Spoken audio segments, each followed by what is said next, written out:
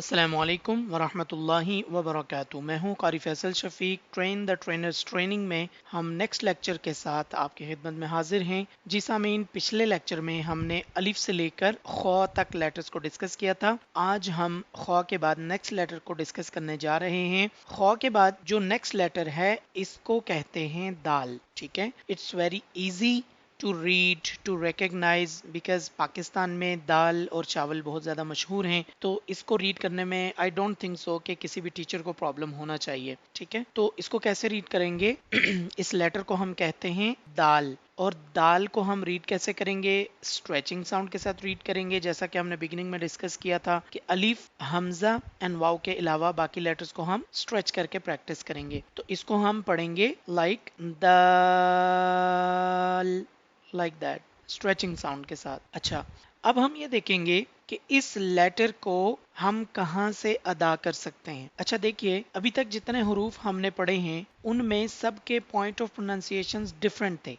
लेकिन यहाँ पे हम जब तमाम 29 लेटर्स को फिनिश कर लेंगे, खत्म कर लेंगे, तो आप ये देखेंगे कि कुछ हरूफ ऐसे हैं कि जिनके पॉइंट ऑफ प्रोनाउंसिएशन सिमिलर हैं, जस्ट उनमें साउंड्स का डिफरेंस है।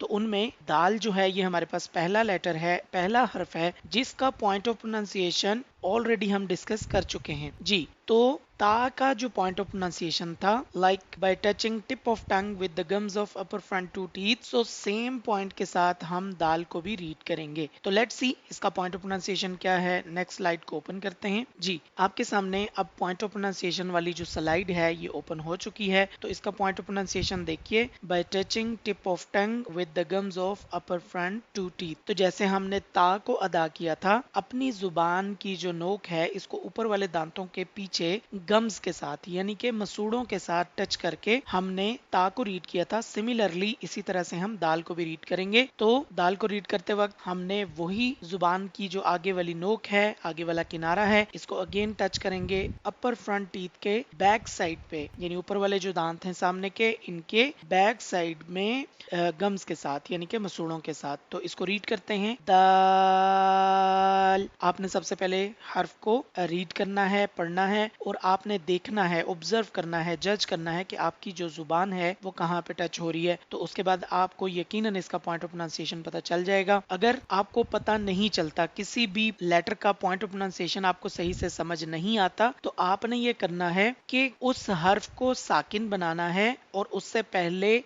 हमजा लगाना है। ठीक है, और जब आप इसको किसी भी लेटर को इस तरह से पढ़ेंगे, उस लेटर को साकिन बना के उससे पहले वाले लेटर को हमजा बना के, तो आपको उसका करेक्ट पॉइंट ऑफ प्रोनाउंसिएशन पता चल जाएगा। कैसे? जैसा कि अब यहाँ हमारे पास दाल है, अगर हमें इसका पॉइंट ऑफ प्रोनाउंसिएशन मालूम नहीं है तो हम इससे पहले हमजा यहाँ पे लगाएंगे और दाल को सुकून साइन के साथ पढ़ेंगे, लाइक अद अद। तो आपने ये देखना है कि जहां पे इस लेटर का साउंड खत्म हो रहा है, ठीक है, वहां पे आपने ये ऑब्जर्व करना है कि आपकी जुबान कहाँ टच हो रही है। ठीक है, जैसा कि अब बा का अगर पॉइंट ऑफ प्रोनाउंसिएशन आपने देखना है तो अब जो एंडिंग साउंड आ रहा है वो आपने नोट करना है, और एंडिंग साउंड क्या आ रहा है? अब। आपके एंडिंग साउंड पे दोनों लिप्स जो है वो आपस में ज्वाइन हो रहे हैं, तो यही बा का पॉइंट ऑफ प्रोनाउंसिएशन है। इसी तरह से अत अत। ता को देखेंगे तो उसमें भी आपकी tip of tongue upper front teeth की गम्स के साथ टच हो रही है। ठीक है, इसी तरह से अज अज, तो इसमें आपकी middle of tongue upper hard palate के साथ टच हो रही है। इसी तरह से अद अद। तो अद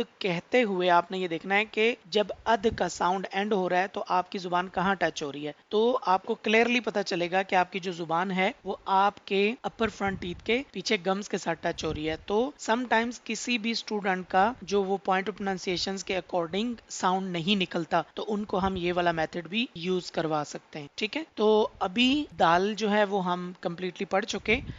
जैसा कि हमने प्रीवियस लेक्चर्स में भी मुख्तलिफ डिफरेंट लेटर्स को पेयर्स के साथ पढ़ा था, जोड़ों के साथ पढ़ा था। जैसा कि अलिफ को सेपरेट पढ़ा, बा, ता और सा इनकी शक्लें सेम थी, तो हमने इनको एक साथ एक लेक्चर में कवर किया। फिर जीम, हा और खौ इनकी शक्लें सेम थी, इनको एक लेक्चर में कवर किया। इसी तरह से आज के लेक्चर में दाल और जाल इनकी शक्लें सेम हैं, तो इनको हम एक लेक्चर में डिस्कस करते हैं। दाल जो है वो उसके मुतालिक हम जान चुके। अब जाल को देखते हैं। हैं। दाल को कैसे पढ़ेंगे, जैसा कि हम ऑलरेडी डिस्कस कर चुके, कुछ हरूफ ऐसे हैं कि जिनके पॉइंट ऑफ प्रोनाउंसिएशन जो लेटर हम ऑलरेडी पढ़ चुके हैं उनके साथ मैच करते हैं। जैसा कि दाल का जो पॉइंट ऑफ प्रोनाउंसिएशन है वो मैच कर रहा था ता के साथ, अब दाल का जो पॉइंट ऑफ प्रोनाउंसिएशन है वो मैच कर रहा है सा के साथ। इनकी शेप्स डिफरेंट हैं, दाल, दाल, ता और सा की, लेकिन पॉइंट सेम है। ता और दाल का पॉइंट ऑफ प्रोनाउंसिएशन सेम है, सा और दाल का पॉइंट ऑफ प्रोनाउंसिएशन सेम है, लेकिन सबके साउंड्स मुख्तलिफ हैं, सबकी आवाजें मुख्तलिफ हैं,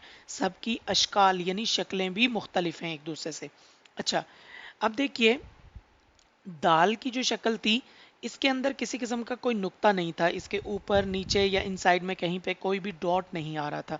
अब दाल को देखिए तो इसके ऊपर एक नुक्ता आ रहा है, एक डॉट आ रहा है। तो दाल और दाल में जो बेसिक डिफरेंस है वो इनकी शक्लें तो एक जैसी हैं, लेकिन दाल के ऊपर आपको डॉट मिलेगा, एक नुक्ता मिलेगा। इससे हमें पता चलेगा कि इस लेटर को हम दाल कहते हैं। अच्छा, इसको रीड कैसे करेंगे, वही स्ट्रेचिंग साउंड के साथ रीड करना है, लाइक दाल, दाल। अच्छा, इस हर्फ के अंदर जो सबसे मेन चीज आपने देखनी है वो ये है कि इसके अंदर बजिंग साउंड नहीं आना चाहिए। बजिंग साउंड का मतलब यह है कि जो शहद की मक्खी जब बिनबिनाहट करती है, जी जी जो वो जो साउंड उसका आ रहा होता है, वो जो बिनबिनाहट का साउंड होता है, इसको हम बजिंग साउंड कहते हैं। तो वो वाला साउंड इसमें नहीं आएगा, जैसे कि दिस साउंड, जेड का साउंड, ठीक है। तो जेड की यानी कि जी जिसको हम बोलते हैं इंग्लिश में, इंग्लिश अल्फाबेट का आखिरी जो हमारे पास अल्फाबेट आता है जेड, ठीक है। तो उसके अंदर ये जो सख्ती वाला जो साउंड आ रहा है ज, ये वाला दाल के अंदर नहीं आएगा। जैसा कि हमने सा को बहुत केयरफुल होके पढ़ा था, सा के अंदर हमने डिस्कस किया था कि इसमें विस्लिंग साउंड नहीं आएगा, यानी सीटी वाला हर्फ नहीं आएगा, सॉरी सीटी वाला साउंड नहीं आएगा। इसी तरह से दाल में आपने बजिंग साउंड को नहीं आने देना। और बच्चों को आप जब समझा रहे होंगे तो उनको बताएंगे कि